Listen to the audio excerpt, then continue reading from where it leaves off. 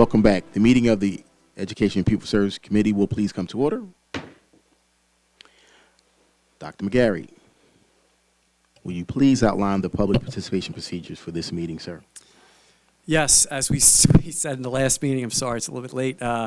Those who are in attendance will get to speak first. This is a committee meeting, so we take question and answer back and forth. The board will do their best to answer any questions. If they feel an administrator should provide a response, they'll direct it to an appropriate administrator.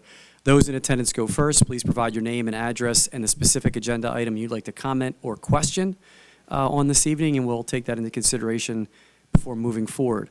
Those who are participating virtually can phone in at 610-789-7200, extension 2000. Please provide your name, address, and again, the specific agenda item you'd like to comment on or question. Or you can provide an email at committeequestions@upwardrbsd.org. Same process, name, address, and identify the agenda item. And the board will do their best to either answer the question or direct it to an appropriate administrator. I'm happy to provide an update as we go. Hopefully there will be a time in the near future when everybody knows this process. Thank you. We're still going to make you say it, though. The district posted this evening's agenda to board docs at least 24 hours prior to the commencement of this meeting. Is there a motion to approve that previously posted agenda? Thank you. Are there any amendments to offer? There are none. Thank you. The agenda has been moved and seconded. All those in favor, please say aye. Aye. Aye. Those opposed, please signify by saying aye opposed and state your name for the record. Those abstaining, please signify by saying aye abstain and state your name for the record. The motion carried.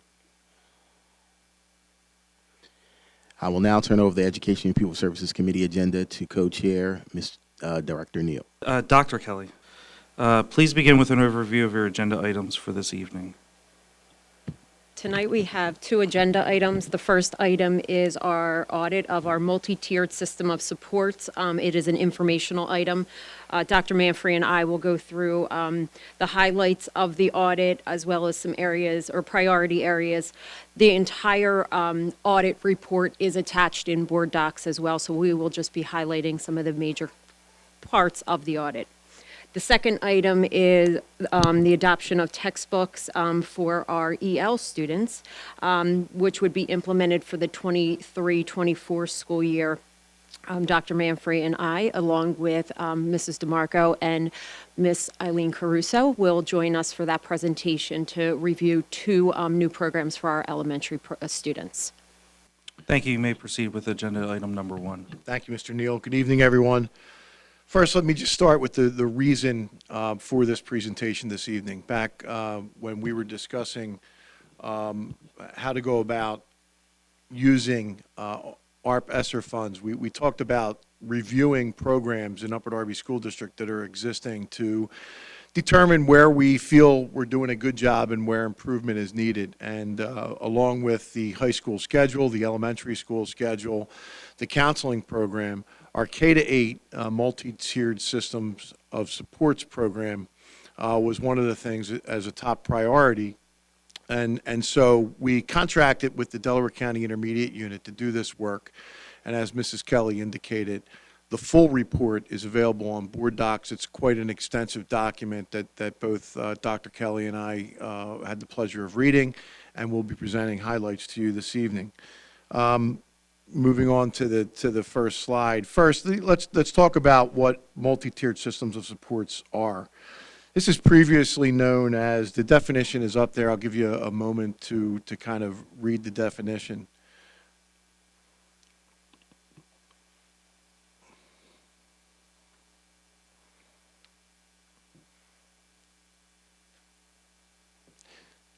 This is a research-based framework previously known as response to instruction and intervention, which was previously known as response to intervention.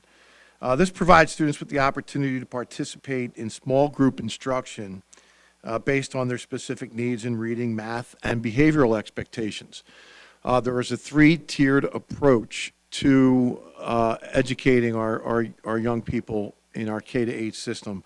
Tier 1 being the program that everyone receives. That's our core instructional program in English language arts, math, science, social studies, our Tier 1 behavioral approach, which includes things like being trauma-informed, restorative practices, PBIS. Those are all Tier 1 approaches. Then there are Tier 2 approaches to education where we try to drill down to some of our students' needs as it relates to them individually. And we'll be talking about some of the programs that we use in Tier 2 and Tier 3 as we move through this presentation. Past and current work, next slide. So previously, under response to instruction and intervention, we had a pretty robust program here in Upper Darby School District. It's been widely spoken about by Dr. McGarry and others that our response to instruction and intervention program in Upper Darby was one that was envied, frankly, throughout the Commonwealth. I happened to had the pleasure of being the principal of Drexel Hill Middle School, which was one of 6 middle school learning sites in the state. It was really unheard of at the time for a middle school to be a part of a response to instruction and intervention system. And previous to me coming on board as the principal, the administration, of which Dr. McGarry was part of, brought RTII to Drexel Hill Middle School and brought a school that was in corrective action, out of corrective action. Actually, one of 2 schools Dr. McGarry was able to do that with. It is really research-based. It's about providing students with what they need. I talked about Tier 1 being the core approach, Tier 2 being intervention approaches. Back then, Drexel Hill Middle School and our elementary schools had a plethora of programs that we could choose from, kind of like the prescription, not the prescription, the prescription, I was going to say subscription, but I had it right. The prescription for a student's needs. We had research-based programs that everyone in our schools were trained in. And we had class sizes that were met with fidelity. So there were programs that called for no more than 15 kids in a class. And at the time, we had enough funding to be able to bring RTII tutors on board. And back then, there were a lot of people looking for tutoring positions to get their foot in the door to become teachers. And is my time up? No. Oh, okay. Okay. And so with that, I mean, when I was the principal of Drexel Middle School in 2010, we probably had, 12 to 15 RTI tutors who could participate in our program. And in addition to that, all of our teachers, not just ELA, reading and math teachers, but all of our teachers were trained in 2, 3, 4 different interventions so that they could deliver the intervention with fidelity. That was with the elementary schools as well. As you know, the funding got cut, and as a result of that, some of our RTI tutors at the time were also cut. Right now, we're struggling. We do have MTSS tutors back in Upper Darby School District, but it's a struggle to find those folks, even more so now than ever before. And then that's the Tier 2 approach. Then the Tier 3 level is really intensive instruction. This is when students are part of our student support teams. Possibly PWNs are being signed for a possible evaluation in the special education, but their needs are greater than we're able to handle in the Tier 1 piece of the program. Next slide, please. So in the next few slides, I will review the process and the work of the audit. I will tell you that our partnership with the IU and Dr. Joyce Mundy was here, as well as Mrs. Rebecca Smith, and we did send them home at one point. But if there are any questions for them, we can always redirect them to answer them for us. But like we said earlier, we have reviewed the entire report. We reviewed it with our entire team, and we reviewed it with the representatives from the IU. The program looked to evaluate the effectiveness or the comprehensive data for our K through 8 MTSS model for both our academic programs, so math, ELA, and also for our behavior part of our MTSS model. So these were our 3 goals going into this. It also was able to take out the strengths that we have in our program, identify some needs, and looked at some trends that they found when they were gathering the data. And then the last thing, it was able to provide us with a framework or inform us on some practices or what we needed to refine as we move forward from this report. So this work began in the spring of 2022. So really in the very end of February, the interviews started to happen. Focus groups were brought together with students and staff. Building administrator interviews took place and classroom walkthroughs. And the IU did all of that work for us. And that work lasted from February, like the end of February, like I said, all the way until the end of May when the last interviews took place. Then the document was provided to us as a team. We were able to review the document. We jotted down questions, we discussed it, and then we met again with the representatives from the IU. Like I said, that surveys were collected from teachers, students, administrators, and families as well. I'm sorry. There were multiple data points, so there was quite a large number of survey responses, which was very good, which gave us some great feedback. The focus groups were done anywhere from K to 8 in groups of 4 to 5 people. Again, the IU bringing those small groups together. There were 148 classroom walkthroughs for K through 8 classrooms, and there were 9 individual interviews with central office staff. So the 4 areas that we're focused on through this are going to be described by Dr. Manfrey and I. We'll go back and forth. But these were the 4 areas in which we focused, or the trends that were taken out of the data that was gathered throughout this process or this audit. So the very first thing being the instructional and assessment practices. The second piece being the data that is used for MTSS. The third being the MTSS systems that we do have in place. And then another piece was the MTSS behavior supports. All 4 of these pieces are the areas that they considered priority areas for consideration after gathering the data from the interviews and from the classroom walkthroughs. So I'll be discussing with you the first 2. I'll be discussing with you the instructional assessment practices as well as data for MTSS, and I'll be turning the rest of the program over to Dr. Kelly. But instruction, what we're referencing when we talk about instruction and assessment practices is exactly what it sounds like. What's happening in the classroom and what resources are we using, what assessments are we using, are the resources good resources for our kids, and what the instruction looks like. And these are the instructional and assessment practices, strengths, and needs. And so the model itself was highlighted by the IU as being a really good, strong model. They commented that our flexible grouping in terms of the Tier 2 approach, K to 8, was actually very good. The number of formative assessments that we allow for, this refers to measure of academic progress, Ames Web, and curriculum-based assessments. None of our teachers felt like, or I shouldn't say none, but a majority of our teachers felt as if the resources that we're providing them are plentiful, that there are both human and material resources for our MTSS program. We're not lacking in that area. And I do want to also acknowledge the fact that we often talk about student voice. This was a pretty comprehensive audit. The IU really did a nice job, and the report really reads like a dissertation. Students were spoken to by IU consultants, and they described ways teachers help them to be successful on a daily basis, which I thought was kind of neat.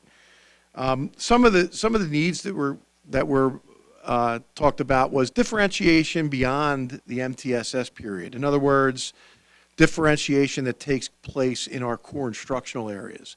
And so recognizing that not everyone in core instruction is in the same place, that differentiation could improve there. One of the things that we're going to be presenting tonight is a direct one, is almost a direct result of some of the needs that they pointed out to us as far as instruction, and that is in the area of EL instruction. The fact that over 80 different languages are represented, and that we need to provide a more robust program, especially for our newcomers, the students who are just coming to us. We need to do a better job of math intervention and support. Right now, there is a math intervention period, K to 8, but there's no program. We rely very heavily on our teachers' expertise and the data that they analyze on a daily basis to provide the math instruction, the targeted math instruction at the Tier 2 level to our students. They indicated that perhaps we need to support our gifted students in the general education classroom a little bit more, getting more gifted strategies provided to our general education students.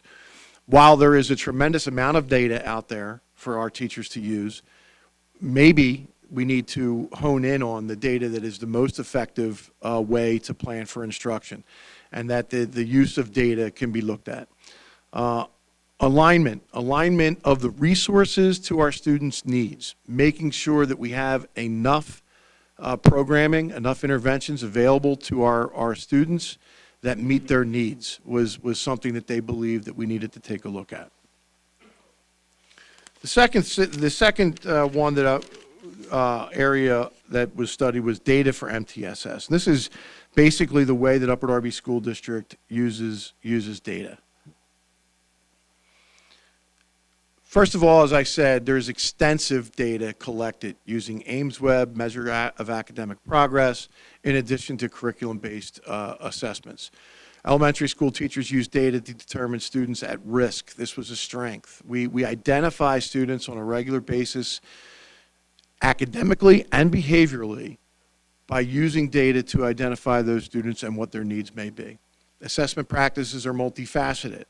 We're not relying on one assessment to gather data. We rely on multiple assessments to determine how we're going to move forward with a student's intervention. And our elementary literacy interventions were pointed out by the IU as being very strong. Some of our needs are the teachers indicated that they would like to be more involved in the flexible grouping of the students, that right now they felt as if it was administrative driven or coaches driven, and that they felt like they wanted to have a louder voice or more of a voice in that. That's not to say that teachers don't have a voice, but some teachers commented that they'd like to have a louder voice or more participation. Middle school use of flexible grouping. We use System 44 and Read 180, and some teachers indicated that they'd like to see more opportunity for flexible grouping in that area. Incorporating data into core instructional blocks. We spoke about that a little bit earlier with differentiating instruction at the Tier 1 level. A more defined role of the teacher for using data and progress monitoring. Years ago, it was we would provide the teacher with the data and tell the teacher how to analyze the data and tell the teacher how to lesson plan through analyzing the data. And we've gotten away from that, and it appears to me from this audit that teachers would like to be more involved in progress monitoring of their students and using the data hands-on. Math data to mirror the robust picture provided to literacy data. The teachers indicated that there's not as much math data, math information being provided as there is on the literacy end, in particular at the middle school level. All right, the next piece of the audit looked at the program, at the MTSS system itself, and looked at the formal organization and the, how the programs address and remove the barriers for our students. So you'll hear some of the pieces that are our strengths carry through all pieces of this audit through the MTSS systems, like Dr. Manfrey just said. a few of the strengths that it really stood out to us was the coaching that is happening at the elementary schools, really supporting elementary math and reading, or ELA. It's definitely a strength at the elementary level. And then on the flip side, it becomes a need where it, at the elementary standpoint, where we don't have those resources in place for as people, becomes sort of the need on the other side. So it definitely was a balance as we read this report. There was definitely a strength for the professional development for elementary with the programs that we have in place. I will tell you that we've had some staffing concerns with bringing in the MTSS tutors. It is one of the positions that is harder to fill. We have approximately, and I know Mr. Neal, you asked me about this, we have 9 positions right now that are open in elementary for our MTSS tutors right now. What tends to happen is they become our full-time people after we have trained them, because they are receiving that professional development and they do become our teachers, which is great. We're not losing them, but we are losing a spot for them in MTSS. At the secondary level, it's the same thing. We've had some staffing concerns with getting the MTSS tutors on board at the secondary level. Also, one of the concerns here was the concern with the amount of time for math intervention, also time available for kindergarten to have an intervention program. The next piece of the audit looked at the MTSS behavior supports, and exactly what it says is what it did. So it looked at the positive behavior supports that we have, the restorative practices, the social and emotional learning, trauma-informed approaches, how that could be supported through our MTSS system. So the areas of strength, again, are listed on your left-hand side. On your right-hand side, the needs. Again, it pointed out that at the elementary level, morning meeting is a powerful piece, or powerful practice for student support. Special education had a 3-tiered MTSS behavior model. PBIS is the most cited strategy. So all of those became our strengths. The needs, what we saw in the report was that there needs to be a better connection between the pieces that we have in the behavior and how they're tiered. What is a tier 1 behavior support? What's a tier 2? And what's a tier 3 for students? Also, how do these supports serve our English learners, and how does it include some of our equity work and infuse some of that work that we're doing across the board? So the recommendations from this report as a whole were, after we examined the 4 areas, 3 recommendations came forward from the DCIU team that we reviewed. So the first one, work on mirroring math and behavior to what we are already doing in ELA. So ELA seems to be the strongest component of our MTSS program, and how can we mirror that for our math program as well as behavior? The second piece was to revise the MTSS handbook in the communications. So I think that we're seeing some of those communications as our need because of maybe the turnover, like I was talking about, from our staff. What we've already done was we've already revised our handbook. We revised how we're doing professional development to keep up with the communication. So that's that piece with increased building capacity. We've already been working on that, knowing that this was one of our needs that we saw even before this audit. And then the last piece is explicitly connect the framework around the cultural competency, the trauma awareness, equity, all of the pieces that we do for behavior, bring those together, like I said, with mirroring the models that we do have in place for ELA, especially at the elementary level. So like I said, and like Dr. Manfrey said, that the full report, the extensive report is available on board docs. You can review it. If you have any questions, Dr. Manfrey and I are more than happy to answer those for you. Thank you, Dr. Kelly and Dr. Manfrey. So, Dr. Kelly, you mentioned we're low on MTSS tutors, and I was wondering if you could describe that position for us? How many hours, what days they would be coming in? What would a typical day look like? Absolutely. So the MTSS tutors are in the building Mondays, Tuesdays, Thursdays, and Fridays.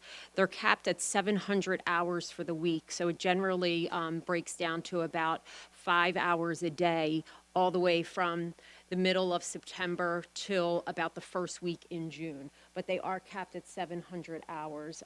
They are capped at 720 at the middle school and high school level. So their day is always in small groups with the programs that we have in place. They tend to concentrate on ELA, and some of the buildings use them a little bit differently, just based on need, that if they see a math need, they do pull them for math, MTSS as well, but they tend to focus on elementary ELA. And what appropriate Pennsylvania certification would be needed for such a position? So we tend to see different certifications for this, from elementary to secondary to people that want a part-time role in education. So we see certifications of all different needs. A bachelor's degree is needed, but that we have seen a variety of different certifications come through for that. All right, thank you. And is that eligible for like an emergency certification? Like, or no? I'm not sure. Dr. Council, I may need you for that one. It could be. Okay. Okay. All right. Okay. Ian, so a recommendation I would have is that the job descriptions be a little bit more descriptive on our website, including the amount of hours, because, you know, you see hourly tutor, you might think it's after school, you know, an hour or something, or possibly at a home. And so maybe, oh, I have some extra time after school, I could do this. Where it's actually happening during school, certain days, up to 5 hours, or not up to 5 hours, but up to 20 hours a week on average. You know, those sort of things I think would be useful in the position to maybe try to get people. Okay. Any questions or comments from the board? Director Mitchell? I just had a question, from the recommendations, how soon will you be looking for a math intervention program, K-8? So 6 through 8, we do have a program. We have a program called SOAR that we have been implementing. What we have seen there is, because of the turnover in our math department at the middle school level, keeping up with the professional development that has been difficult. And we don't have the people necessarily in place because they're getting full-time positions now, math people, or math certified people. But we do have a program there. What we also have with SAVIS is, or our program for math K through 5, are there many, many resources that are used. So it's not a specific program, let's say. It's part of our Tier 1 program, but they use different components of that same program to drill down on the needs of Tier 2 and Tier 3. We also have IXL in place for some of those needs as well. So we have programs. I think what they want to see is some more defined pieces for instruction. Also to really drill down to see what the need is for a student in math is much different than it is for the need in ELA, where you have an Ames web test that shows a student is really struggling in one certain area. So that test is not necessarily there in math the same way it is in ELA. Well, you're a math person, so I'm sort of sure that you're going to take these recommendations to heart. And I just did want to say that the report is lengthy.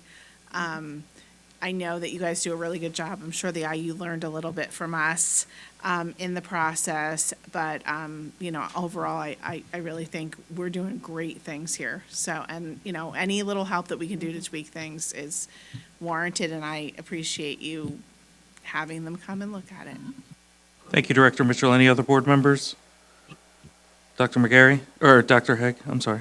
I'll just make a really short comment that I think probably the sort of, I don't want to say deficiency, but I think it's a fair statement to say that and I say this as a math educator, that the math education world is really still several steps behind the literacy and the reading education world. There's just so much there's so much we still don't know about how kids learn math and what we need to do to address it relative to what we know about reading. So this is not just us. Okay.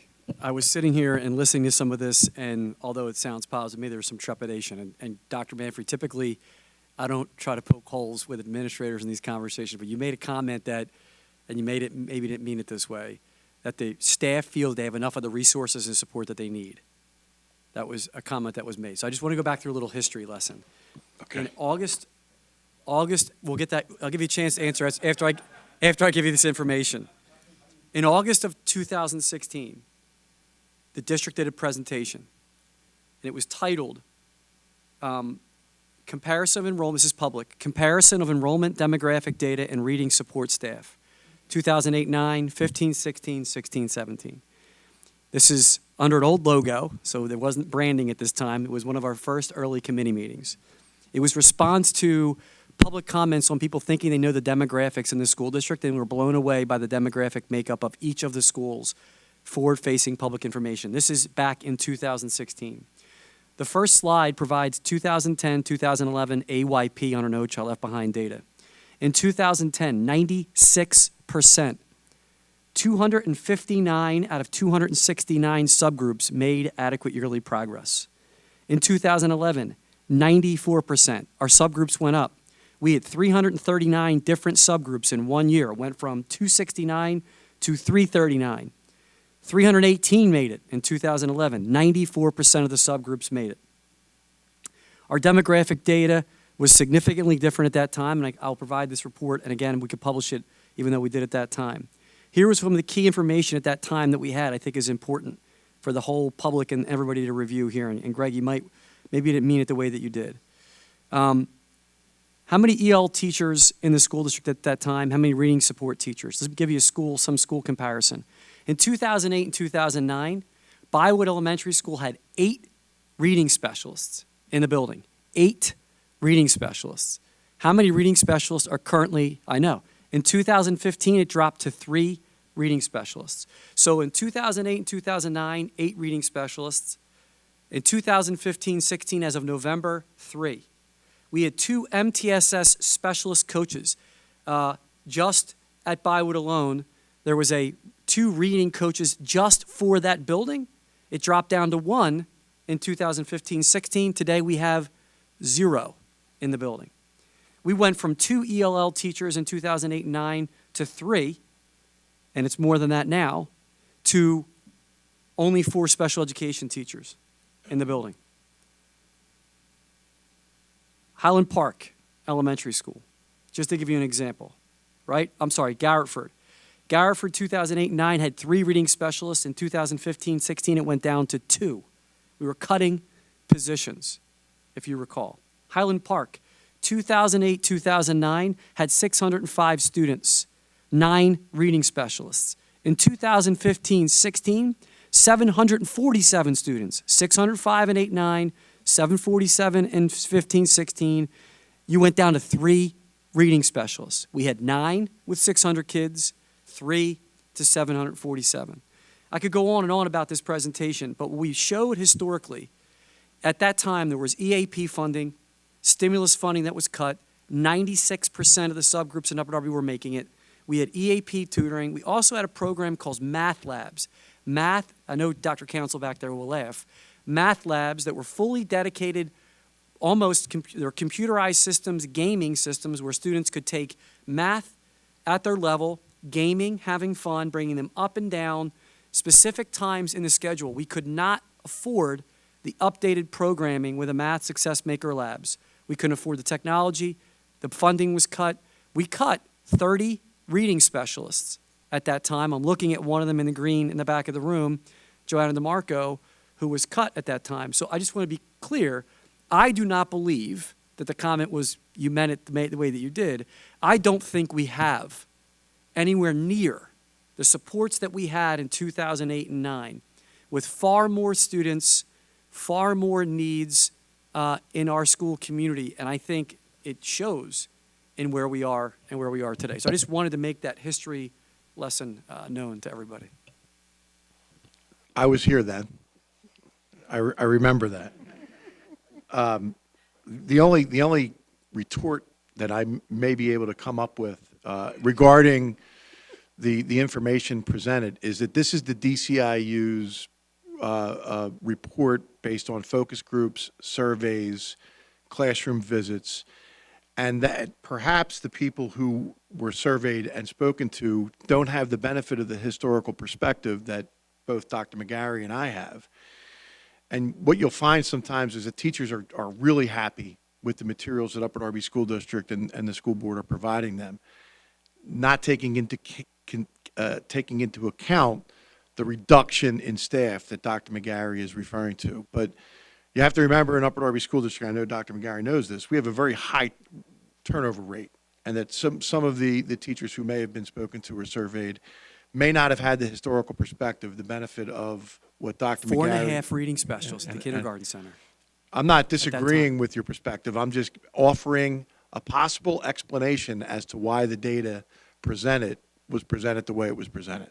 I agree Fair. with you. And I love you. Was your comment that I love you too. All right.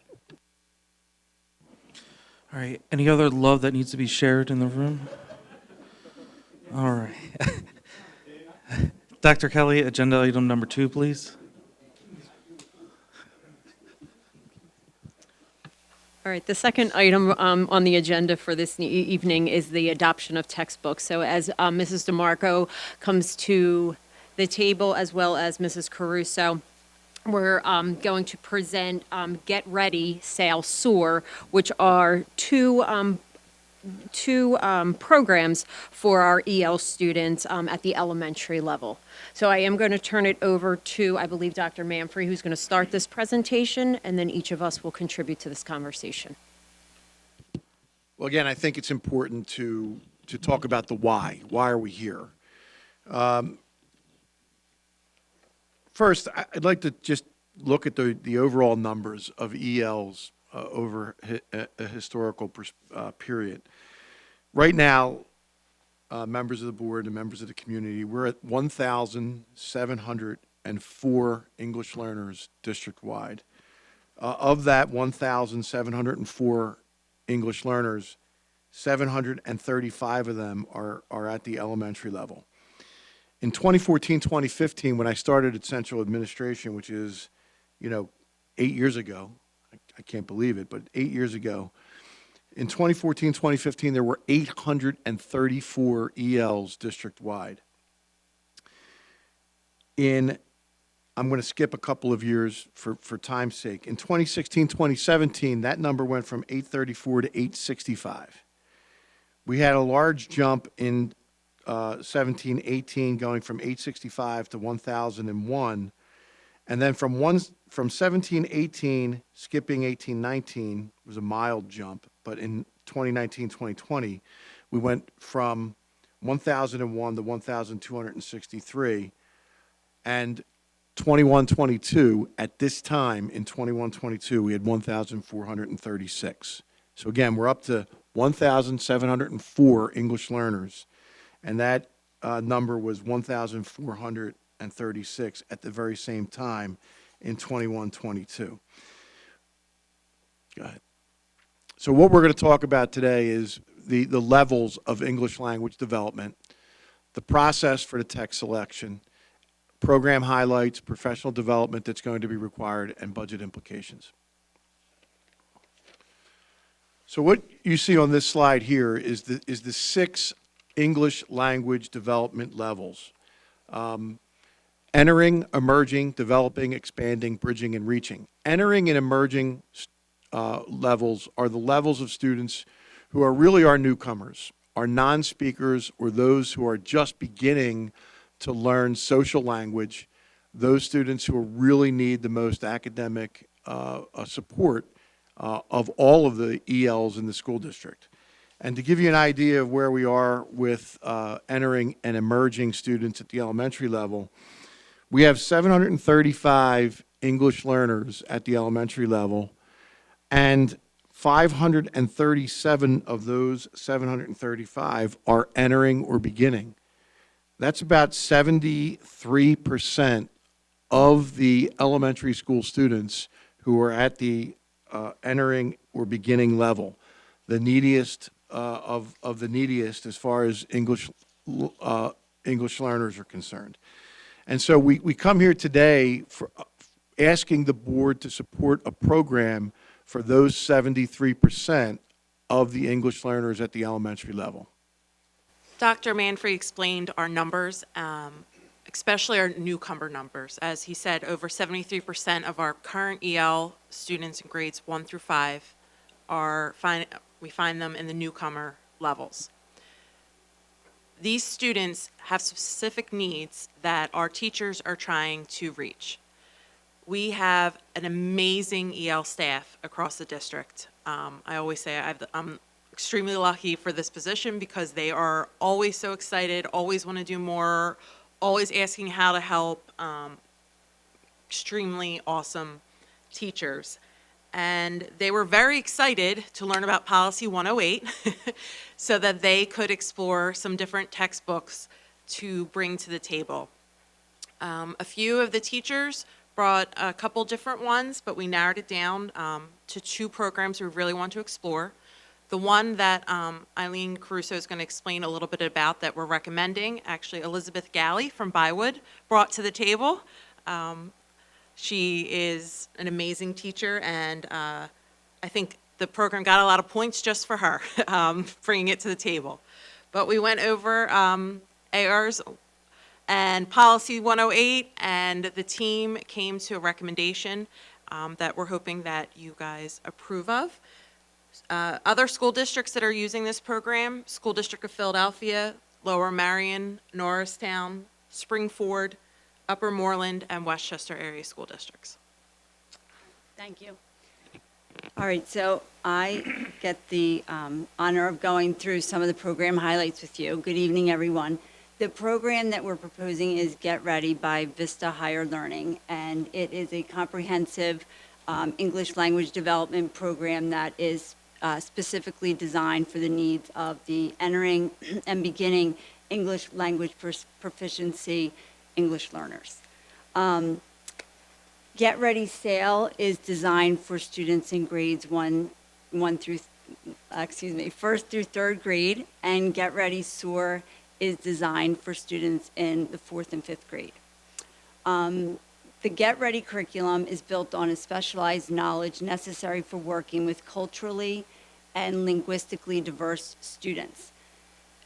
Get Ready connects language, literature, and content to engage English learners in simultaneous learning of language and content. And we know that this is the most research-based. We know that research supports this as one of the best ways for language learning to develop. Additionally, all the components of Get Ready frame the education of English learners in an asset-based approach, and this goes along with WIDA's can-do philosophy. In addition, the 5 WIDA English language proficiency standards are evident throughout the program. So it includes the social and instruction language, the language of language arts, the language of math, the language of science, and the language of social studies. Going through some of the highlights of the program, we know that expressive and receptive language is very important for English learners and for them to be proficient. They need to build these skills. So one highlight is an end of a unit project that engages students in experiential learning and gives them an opportunity and a low stress opportunity to build these language skills. In this example, the students are asked to create a poster, and then they're able to, create a poster about what they like to do, and then they're given an opportunity to share it with a partner. Another highlight of the program is the manner in which vocabulary is taught. So there's many opportunities for vocabulary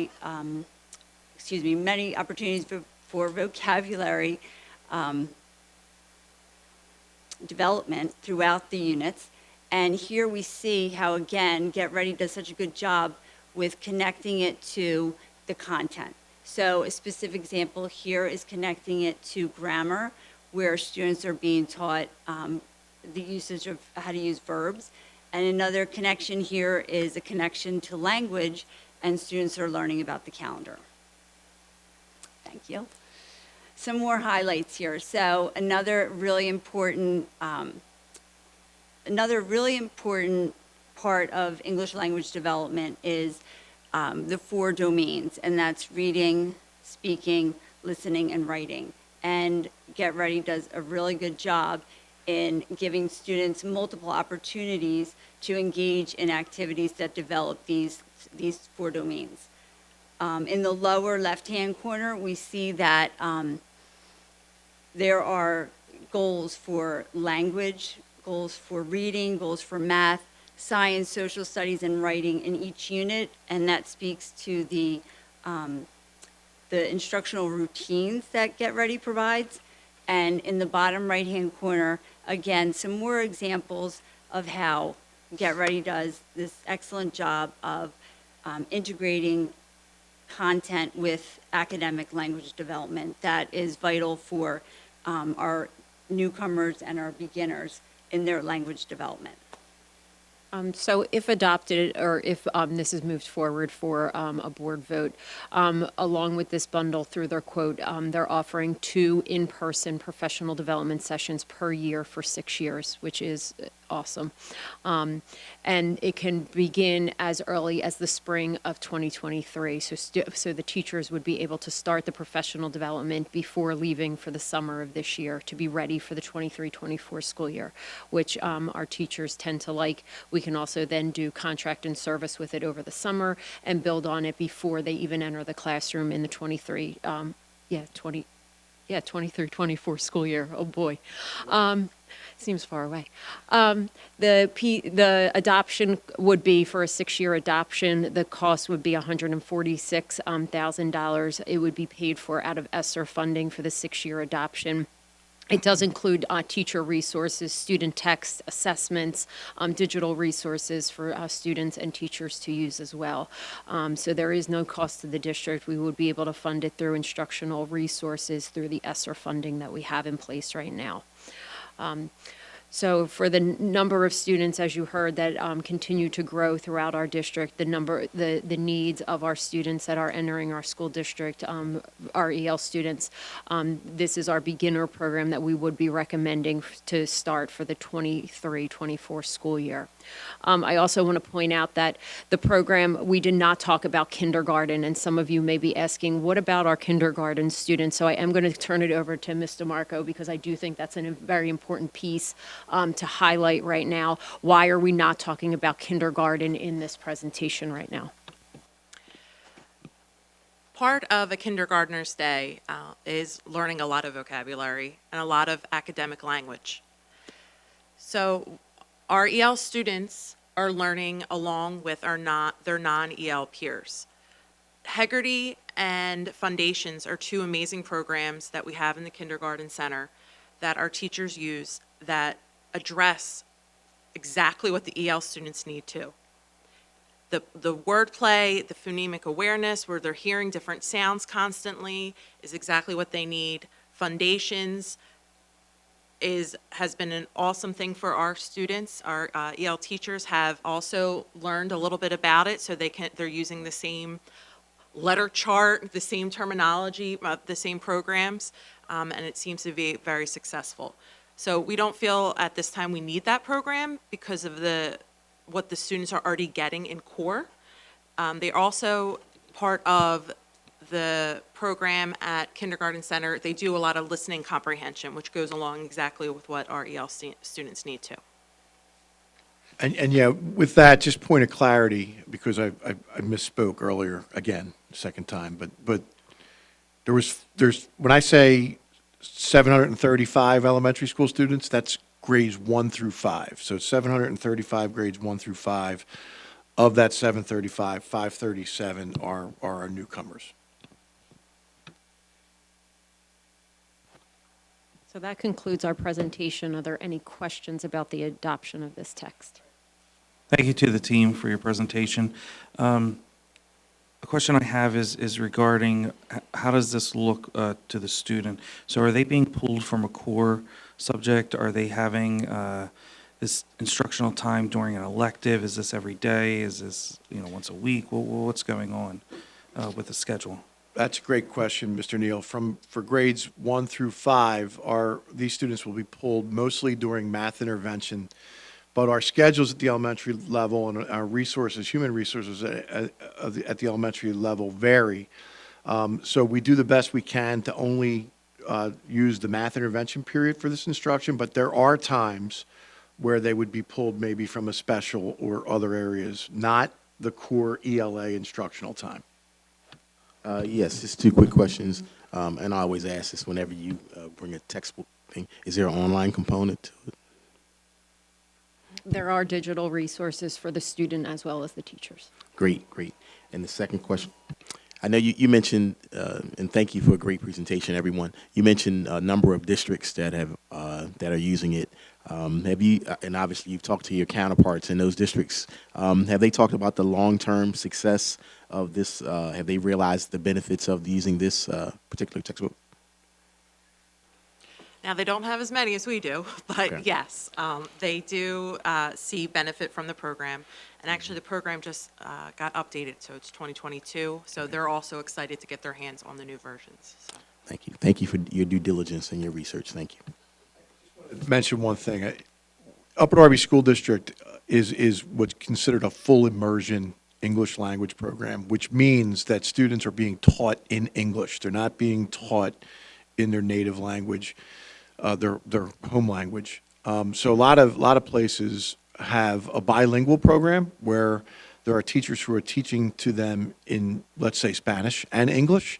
In Upper Darby, it's full immersion. So it's very important in the Commonwealth of Pennsylvania that we provide our EL students the opportunity to get the core program as well as have the English language development standards taught to them directly.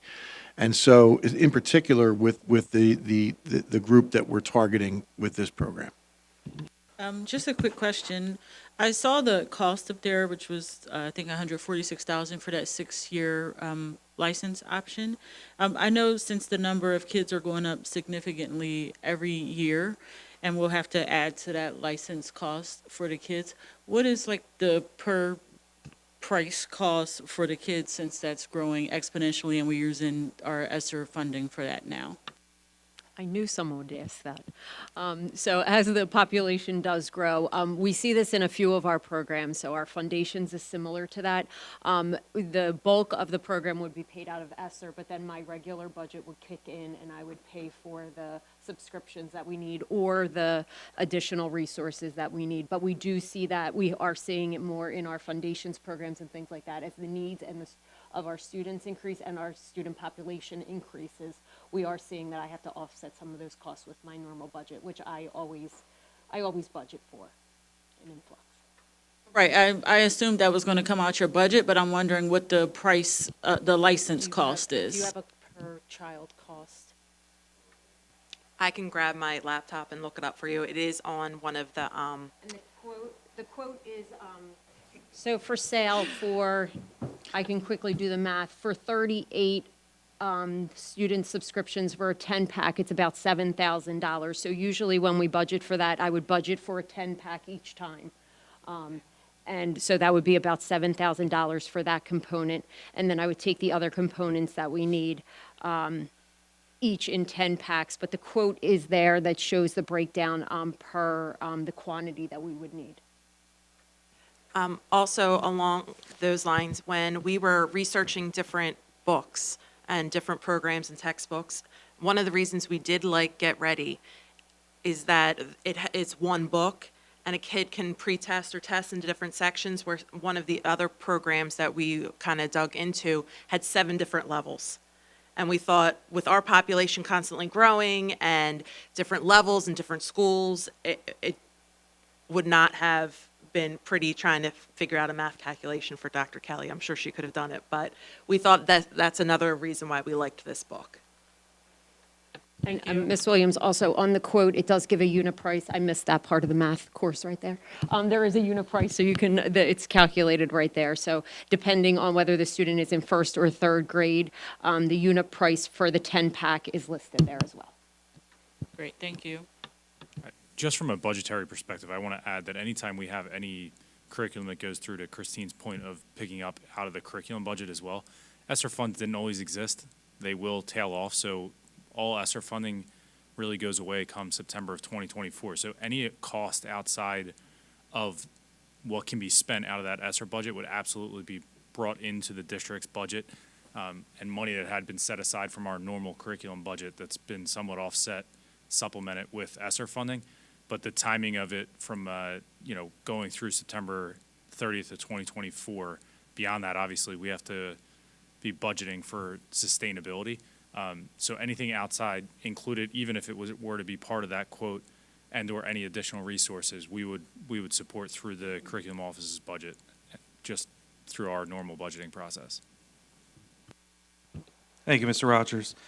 At this time, public comment. Are there any public comments on the MTSS audit or the textbook adoption in person? Seeing none, Ms. Buford, are there any online comments regarding these two agenda items? There are no online comments. Thank you, Ms. Buford. Dr. Kelly, could you review tonight's agenda? Sure. The first item was the MTSS audit that took place with the partnership that we had with the DCIU. And that audit was conducted in late spring of 2022 and gave us some areas to really focus on as we move into this school year and beyond. So that item was informational. The second item is the adoption of textbooks, the Get Ready Sale and Soar, that would be for our elementary English learners to be implemented in the 23-24 school year. That it is aligned to all of the standards. And tonight we presented the highlights of the program as well as the cost of the program. Thank you, Dr. Kelly. That is a board actionable item. Is the board okay with moving this to the November regular meeting for a vote? Yes. Yes. Yes. All right, thank you. President Brown, I turn the meeting over to you. Thank you, Director Neal, for conducting the meeting. Before I go through the adjournment, I just want to do one announcement and make sure the public is aware that the November 8th meeting has been rescheduled for November 22nd. That'll be a combined work session, regular meeting, and then the committee meetings that's scheduled for that night right after. A motion is in order for the adjournment of the Education and Pupil Services Committee meeting. So moved. Thank you. All in favor? Aye. Aye. Meeting adjourned. Have a good night, everyone.